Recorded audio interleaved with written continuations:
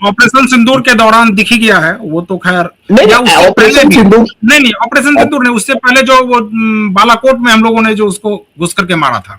देखिए वो हमारे और आपके बीच की, मतलब भारत और पाकिस्तान के बीच की बात है, इंटरनेशनल लेवल पे एक्सपोज होता है। देखिए क्योंकि जब भारत पाकिस्तान का मामला आता है तो बहुत सारे जो इंटरनेशनल मीडिया हाउसेज हैं जिनके वेस्टेड इंटरेस्ट है, जिसको चाइना की फंडिंग है, जिसको आईएसआई की फंडिंग है, या वैसे मीडिया समूह जो भारत को एक बड़े महाशक्ति के रूप में उभरते हुए देखना पसंद नहीं करते रेसिज्म की वजह से, वो उसको हल्का करके दिखाते हैं न्यूज को।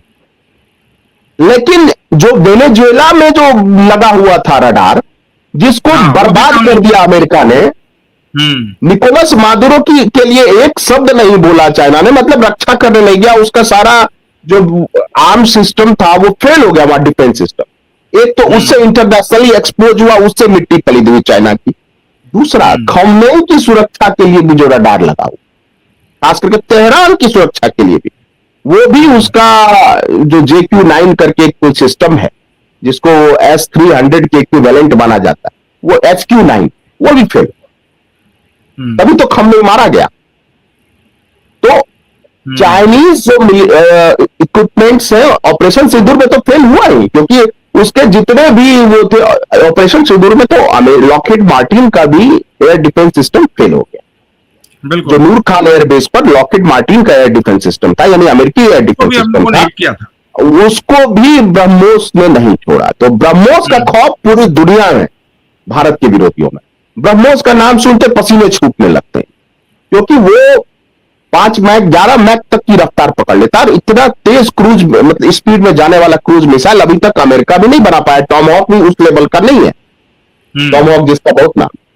तो भारत ने क्या घेराबंदी की है कि चाइना को एक मैसेज दे दिया है, पाकिस्तान बिलबिला रहा है। पाकिस्तान के बिलबिलाने का एक और बड़ा कारण देखिए, पाकिस्तान एक ज़रई मुल्क है। ज़रई एक उर्दू का शब्द है, यानी खेती पर आधारित। और भारत ने सिंधु जल जो समझौता है उसको निलंबित रखा है, सस्पेंडेड रखा है, नोट कैंसिल, सस्पेंडेड, निलंबित रखा है। और 1/3 हिस्सा जो सुक्कर डैम है उसका, पाकिस्तान का, वहां से जो पानी वो भेजता है सिंध की तरफ, ज्यादा तो पंजाब, पाकिस्तानी पंजाब ही मार लेता है सबका हक पानी का। तो वो 1/3 ऑफ पाकिस्तान जो है वो सूखे की चपेट में आ। और भारत अगर अभी इतनी भारत की क्षमता है कि बुआई सीजन को वो डिले कर देगा, वहां पानी नहीं जाने देगा, डैम सूखा देगा। और आप समझ रहे हैं कि पेट अगर भूखा हो जाए, 50% बिलो पॉवर्टी लाइन है लोग हैं पाकिस्तान में, और उनके पेट में अगर भोजन देने की क्षमता सरकार की खत्म हो जाएगी, यानी पानी नहीं मिलेगा उनको, सूखे के चपेट में आएगा पाकिस्तान। और तब क्या हाल होगा? भूख से मरेंगे, और भूख से मरेंगे तो बगावत करेंगे। अभी आप देख रहे, पूरी दुनिया देख रही है कि गुलाम कश्मीर जो अवैध कब्जा कर रखा है पाकिस्तान की सेना ने और पाकिस्तान के शासकों ने, वहां लोग किस तरह से सड़कों पर आ गए और नारे लगा रहे हैं, ये जो दहशतगर्दी है इसके पीछे वर्दी। वो पाकिस्तान को रिजेक्ट कर रहे हैं। क्यों रिजेक्ट कर रहे हैं कश्मीर? जो अब देखिए क्या, महबूबा मुफ्ती, मैं एक लाइन, महबूबा मुफ्ती ने कहा था कि उधर का कश्मीर ज्यादा बेहतर है, ज्यादा नहीं, 8-10 दिन पहले। आज भारत के कश्मीर के लोगों ने, दुनिया के ह्यूमन राइट्स वॉच ने, यूनाइटेड नेशन ने, सबने देख लिया कि पाकिस्तान अधिकृत कश्मीर में, गुलाम कश्मीर में कितने सैकड़ों लोगों को गोली मारी गई है। और गोली ऐसे नहीं मारी है वहां के वो सेना और एफसी के ने, पाकिस्तानी सेना और एफसी ने गोली मारी है, जो जख्मी थे उसको हॉस्पिटल में जाके मारा। यह बर्बरता, बेकरी जला के, बेकरी लूट के चले गए ऐसे लुटेरे, और बाइक जला रहे लोगों की, कार जला रहे। तो आपको लगता है यही काम उन्होंने बांग्लादेश में किया था ऑपरेशन सर्चलाइट में? यही काम वो बलूचिस्तान में किया उन्होंने? यही काम वो सिंध में कर रहे हैं? यही काम खैबर पख्तूनख्वा में कर रहे हैं? यही काम वो गुलाम कश्मीर में कर रहे हैं? ये ऐसा दानव है पाकिस्तानी सेना, जो अपने ही मुसलमानों को खा रही, और इसीलिए तो बोलना पड़ गया। ये फारूक अब्दुल्ला ने जो बोला वो आई ओपनर है भारत के भी उन तथा कथित सेकुलर राइट्स और ह्यूमन राइट्स के चैंपियनों के लिए। कि फारूक अब्दुल्ला ने कहा कि जो जुल्म पीओके में हो रहा है उस जुल्म पर यूनाइटेड नेशन को एक्शन लेना। नहीं राजीव जी, ये तो हुई बात पाक ऑक्युपाइड कश्मीर जो है उसकी, लेकिन अभी जिस प्रकार से एस जयशंकर का जो बयान आया है उसके बाद देखिए कि पाकिस्तान में और खलबली मच गई है। एस जयशंकर का बयान और इधर पाकिस्तान में खलबली, इसको आप किस रूप में देखते हैं? देखिए, एस जयशंकर एक ऐसे सीजन डिप्लोमैट थे। देखिए, वो एक ट्रेडिशनल पॉलिटिकल लीडर नहीं, एक सीजन डिप्लोमैट थे, और उनके बोलने का जो अर्थ है वो केवल पाकिस्तान तक नहीं जाता, यूरोपियन यूनियन तक जाता है। जो अभी वही कहा भी है, हाँ, फिनलैंड में उन्होंने जो कहा कि आज तक भारत के किसी हथियार का प्रयोग यूरोपियन कंट्रियों के खिलाफ नहीं हुआ, नहीं किया गया। भले रूस से बेहतर हमारे रिश्ते, लेकिन यूरोपियंस के हथियार जो हैं वो भारत के खिलाफ प्रयोग हुए हैं और लगातार हुए। वो चाहे स्वीडन के तोप हो, चाहे मिराज हो फ्रांस का, वो सब तो पाकिस्तानी सेना के उसमें है। और सबसे बड़ी बात है, एक टेररिस्ट कंट्री को जीएसपी प्लस का दर्जा यूरोपियन यूनियन में दिया हुआ है, यानी वहां उनका माल, पाकिस्तानियों का कपड़े और कुछ और सामान ज्यादा तो बना ही नहीं पाते हो, वो तो बस आतंकवाद की फैक्ट्री है, आतंकवाद ही निकलता है उससे। लेकिन जो कपड़े वपड़े तौलिया वगैरह, बेडशीट वगैरह कुछ बनाते हैं तो वो सस्ते में बिकता है यूरोपियन यूनियन में। कुछ उनके चावल सस्ते में बिक जाते हैं, लेकिन मुझे लग रहा है अगले साल से चावल नहीं बेच पाएंगे वो।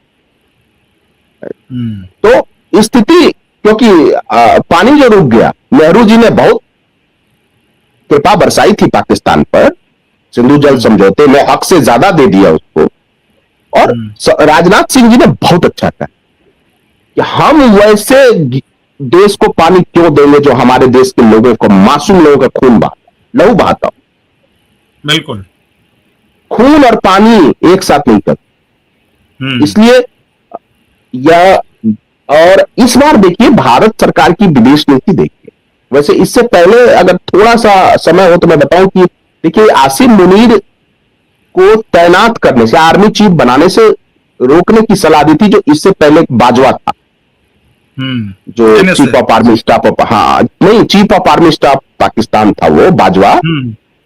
उसने कहा था इमरान को कि ये सन की आदमी है, ये पाकिस्तान को बर्बाद कर देगा, ये मुल्ला है, मतलब डायरेक्टली उसने यही कहा था कि ये मुल्ला है, बिल्कुल ये बर्बाद कर देगा। लेकिन आसिम मुनीर तिकड़म करके बन गया। अब दिक्कत यह है कि पाकिस्तान के पास ना खाने को कुछ, ना कोई प्रोडक्शन कर रहा है, उन्होंने अपने पब्लिक को पढ़ाया लिखाया नहीं, केवल मजहबी उसमें फंसा के रखा, और एक एलिट वर्ग पाकिस्तान को लूटता है। तो पाकिस्तान अब कहीं नहीं है, इसलिए भारत की तुलना अब होगी चीन और अमेरिका के साथ, पाकिस्तान से क्या तुलना। लेकिन पाकिस्तान का एक बयान आसिम मुनीर का याद रखना चाहिए सबको, कि भारत मर्सिडीज है और हम एक टूटे फूटे ट्रक है, हम टकरा जाएंगे। फिर उसने दूसरा बयान दिया था कि हम हिंदुओं से अलग हैं, ठीक है अलग हो, कोई बात नहीं है, और उसका यह करना है जिहाद फी सबीलिल्लाह, जिहाद करना है भारत।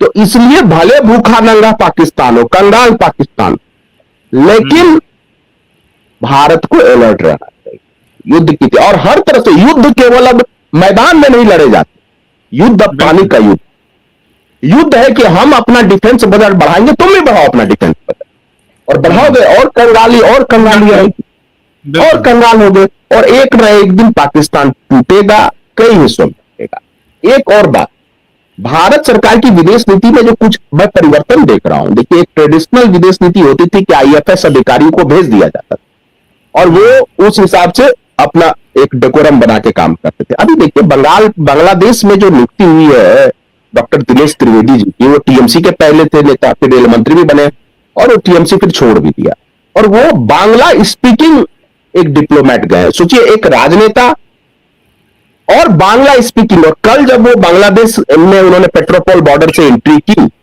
और जब उन्होंने बांग्ला में बोला तो एक टच हो गया, एक होता है ना कि एक कम्युनिकेशन गैप नहीं। अब चाइना में जो अभी राजदूत गए हैं भारत के, वो भी चाइनीज स्पीकिंग डिप्लोमेट।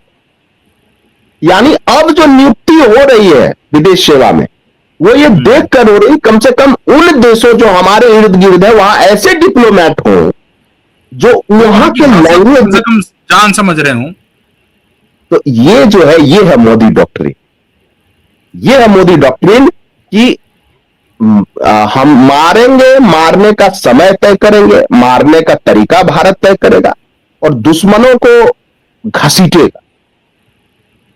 चलिए चलिए संजीव जी, तो आज हम लोग इस डिबेट को यहीं पर खत्म करेंगे। कल किसी और मुद्दे के साथ फिर हाजिर होंगे। तब तक आप बने रहिए क्यू वाइव के साथ। मुझे और संजीव जी को दीजिए अनुमति। नमस्कार।